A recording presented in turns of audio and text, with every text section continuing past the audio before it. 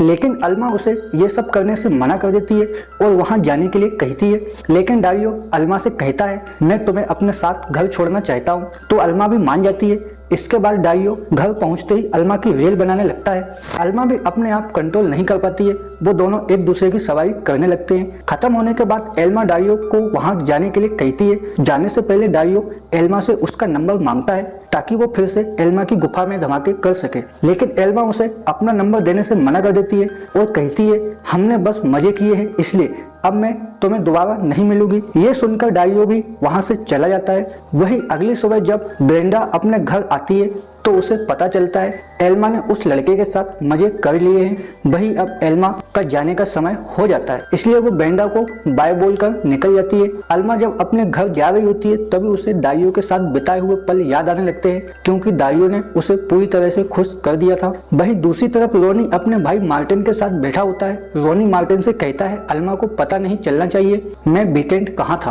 क्योंकि मैंने अल्मा से झूठ बोला था। मैंने तुम्हारे साथ पूरा वीकेंड बिताया है। अल्मा भी घर आ जाती है। अल्मा अपनी बेटी से मिलने के लिए उसके रूम में जाती है। अल्मा जब जोया से बात करती है तो जोया को अल्मा खोई खोई सी लगती है। जोया एल्मा से पूछती है आपकी तबीयत तो ठीक है ना, तो एल्मा जोया से कहती है मैं ड्राइव करके थक गई हूँ, इसलिए मुझे थोड़ा आराम करना चाहिए। वही रात के समय एल्मा जब अपने घर के बाहर टहलने के लिए आती है तभी उसे डारियो पूल में स्विंग करते हुए दिखाई देता है, तो एल्मा भी पूल में चली जाती है और डारियो के साथ एंजॉय करने लगती है। लेकिन तभी वहां रोनी भी अपनी सेक्रेटरी के साथ आ जाता है और वो डारियो को शूट कर देता है। लेकिन तभी एल्मा की आंखें खुल जाती हैं, क्योंकि एल्मा एक बुरा सपना देख रही होती है। एल्मा जब अपने रूम से बाहर आती है तो देखती है रोनी बाथरूम में नहा रहा है। तभी रोनी के फोन पर उसकी सेक्रेटरी का मैसेज आता है। तभी एल्मा रोनी के फोन से मैसेज पढ़ने लगती है। तभी रोनी अपना फोन ले लेता है। इससे एल्मा को रोनी के ऊपर भी और ज्यादा शक हो जाता है। वहीं अगली सुबह एल्मा अपने कॉलेज में सभी बच्चों को अपना लेक्चर दे रही होती है। तभी डारियो भी क्लास में आ जाता है, क्योंकि डारियो भी उसी क्लास का स्टूडेंट होता है। अल्मा डारियो को देखकर पूरी तरह से हैरान हो जाती है। वहीं दूसरी तरफ ब्रेंडा के घर पर जब उसकी नौकरानी आती है तो उसे वहां सभी सामान इधर उधर बिखरे हुए दिखाई देते हैं और उसे ब्रेंडा कहीं दिखाई नहीं देती है। इसलिए वो जब ब्रेंडा को देखने के लिए बाथरूम में जाता है तो उसे ब्रेंडा बाथरूम के टब में मरी हुई हालत में दिखाई देती है। वहीं सीन कट होता है और हमें अल्मा को दिखाया जाता है। अल्मा जब क्लास खत्म करके अपने घर जा रही होती है तभी अल्मा को रोक लेता है और उससे उसका नंबर मांगने लगता है। अल्मा से कहती है हमारे बीच जो भी हुए हैं तुम उसे भूल जाओ, क्योंकि अब तुम मेरे स्टूडेंट हो और मैं तुम्हारी प्रोफेसर हूँ। ये कहकर वहां से चली जाती है। अल्मा जब अपनी गाड़ी के पास जाती है तो उसे पता चलता है उसकी गाड़ी का टायर पंचर है। डारियो भी अल्मा को देख रहा होता है, इसलिए वो अल्मा के पास आकर उसकी मदद करने लगता है। टायर बदलने के बाद डारियो एल्मा से कहता है इससे भी हमें बार बार मिला रही है, अब हमें एक हो जाना चाहिए। अल्मा डारियो से कहती है मुझे तुम में कोई इंटरेस्ट नहीं है, इसलिए तुम भी मुझे भूल जाओ। डारियो कहता है मैं तुम्हें नहीं भूल सकता हूँ, क्योंकि तुमने मुझे वो सुकून दिया है जो मुझे दुनिया में कोई औरत नहीं दे सकती। एल्मा डारियो से कहती है मैं शादीशुदा हूँ, लेकिन डारियो को इस बात से कोई फर्क नहीं पड़ता है और वो अल्मा को अपना कार्ड देकर कहता है एक दिन मुझसे मिलने जरूर आओगी। वहीं हम रोनी को देखते हैं। रोनी अपने किसी केस को लेकर बहुत ही परेशान होता है, लेकिन रोनी की सिक्योरिटी किसी तरह रोनी को शांत करती है।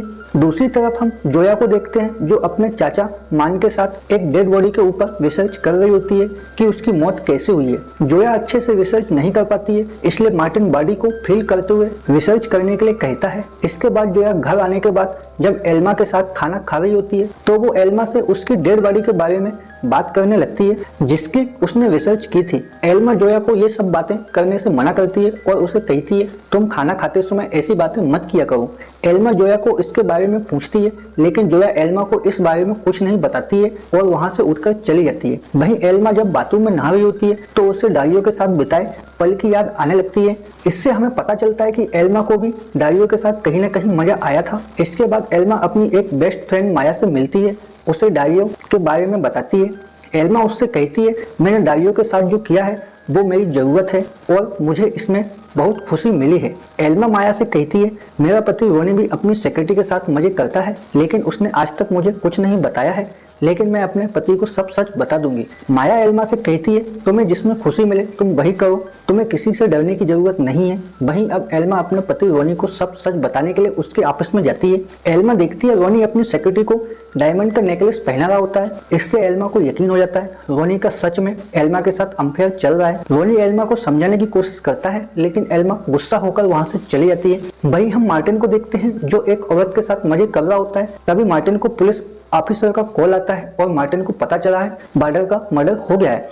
यह सुनकर मार्टिन पूरी तरह से हैरान हो जाता है क्योंकि मार्टिन का ब्रांडा के साथ अनफेयर था। दूसरी तरफ हम जोया को उसकी फ्रेंड के साथ देखते हैं और हमें पता चलता है एल्मा की बेटी एक लेस्बियन है। इस बात का एल्मा को बिल्कुल भी अंदाजा नहीं था। वहीं रात के समय एल्मा जब अपने घर आती है तो मार्टिन और रोनी एल्मा को बताते हैं ब्रांडा ने खुदकुशी कर ली है। यह सुनकर एल्मा पूरी तरह से शॉक हो जाती है और जोर जोर से रोने लगती है क्योंकि ब्रांडा और एल्मा बचपन से बेस्ट फ्रेंड थे। एल्मा अपने आप को कोसती थी क्योंकि ब्रांडा ने उसे उसके पास रुकने के लिए बोला था लेकिन एल्मा उसकी बात को समझ नहीं पाई। इस सस्पेंस के साथ ये मूवी यहीं पर एंड हो जाती है। वीडियो पसंद आया हो तो वीडियो को लाइक, चैनल को सब्सक्राइब